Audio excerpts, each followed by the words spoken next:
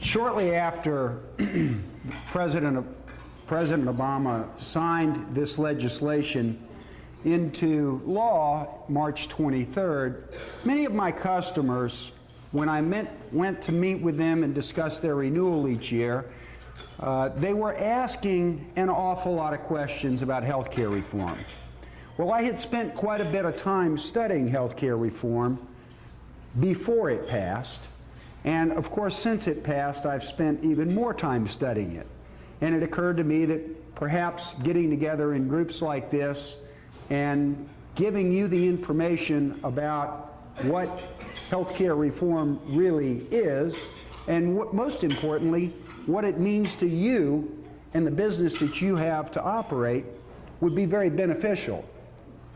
So I started working on this presentation, and I think that you'll find that it's got a lot of information that will be helpful to you. Patient Protection and Affordable Care Act is what they officially call this bill.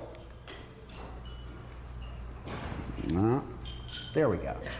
It was signed into law on March 23rd, as I just mentioned. When it passed, the legislation totaled nearly 2,700 pages. Removing redacting reduced that down to a 906-page PDF file. I have that file on my computer, by the way. I would suggest to most of you that the legislation is not as good as proponents would claim, but it's also not as bad as opponents would claim. I kind of figure it's probably somewhere in the middle. The legislation basically significantly created the framework. Regulations are being drafted to establish the rules. The agencies issuing these rules include the Department of Labor, the Internal Revenue Service, imagine that, and Health and Human Services. Can anybody tell me what this means? The best I can figure is interim final regulations mean that these are the final regulations unless we just decide that they need to be different. June 16th, the interim final regulations on grandfather plan status were released, and they commonly referred to the Affordable Care Act, or the ACA. What I'm thinking is that in the next couple of years, we're not going to be talking about the Patient Protection and Affordable Care Act. It just doesn't roll off the tongue as well as we might like. But now Affordable Care Act, I think that's something that the American public can sink their teeth into. So let's call it the Affordable Care Act. It started with three primary goals. The first was to expand coverage. The second was to regulate health insurance companies.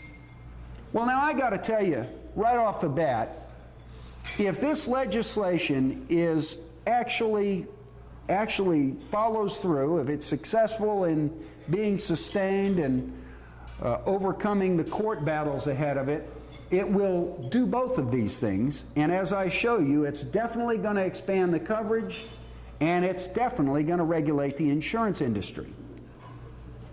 Now, the third goal, I'm just not very sure about. And that would be to lower cost and reduce the federal deficit.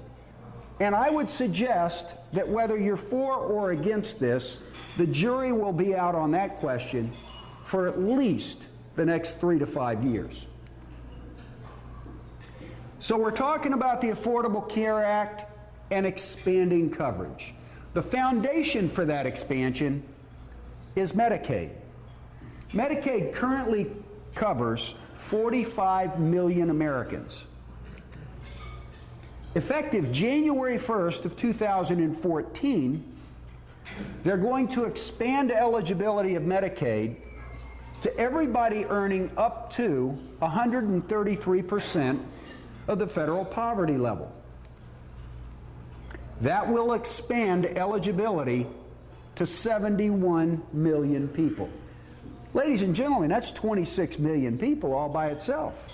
This morning in the USA Today, I read that the USA Today's number is 46.5 million people uninsured.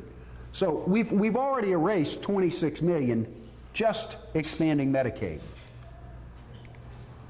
So what are those poverty guidelines that's going to qualify people for free insurance? A single person earning $10,820 is at 100% of the federal poverty level. In order to be eligible for Medicaid, they will have to earn less than $14,403 a year. That would be 133% of poverty. For a family of 4, poverty level is considered $22,050. They would be eligible for Medicaid if they earn less than $29,326. Well, now I got to tell you, that's not a whole lot of money. That's not a very lavish lifestyle, no doubt about it. But these people will all be eligible for Medicaid starting January 1st of 2014. Now, if there's a good part of health care reform, it's what I'm about to cover now. And many of you, hopefully, would have heard this. But there is a small business tax credit in health care reform. And I think that this is the best opportunity you have for taking advantage of this legislation. Basically, the small business tax credit is available to businesses and employers who have employees with an average income of less than $50,000 a year and fewer than 25 full-time employees, or, as the legislation talks so often, FTEs.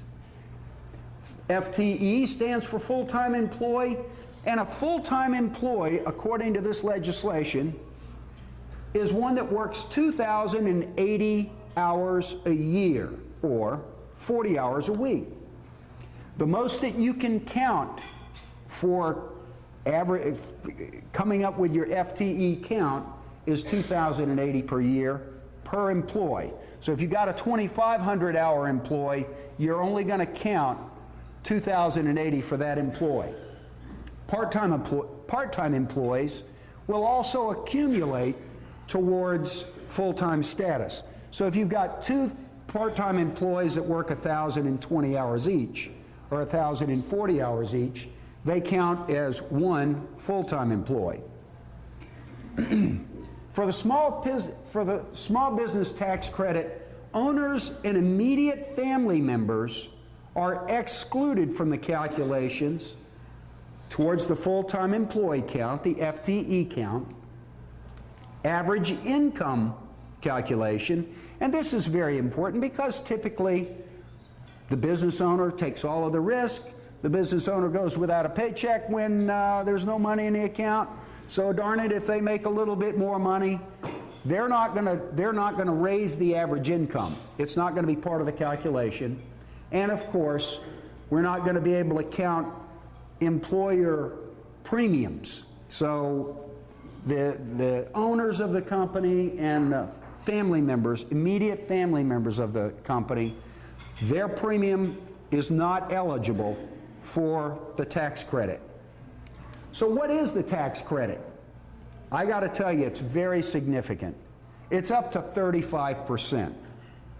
And when you say 35%, if you've got a $10,000 a month premium for your health insurance and you pay half of the cost of that, the business is spending $60,000 a year on health insurance.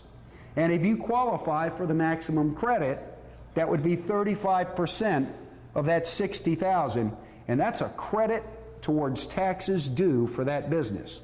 It's very significant. Now, the 35% is limited to the employers that are smallest, the employees with 10 or fewer employees, earning an average of $25,000 a year or less, but it's still available. By the way, for nonprofit businesses, there's up to 25% available with the tax credit.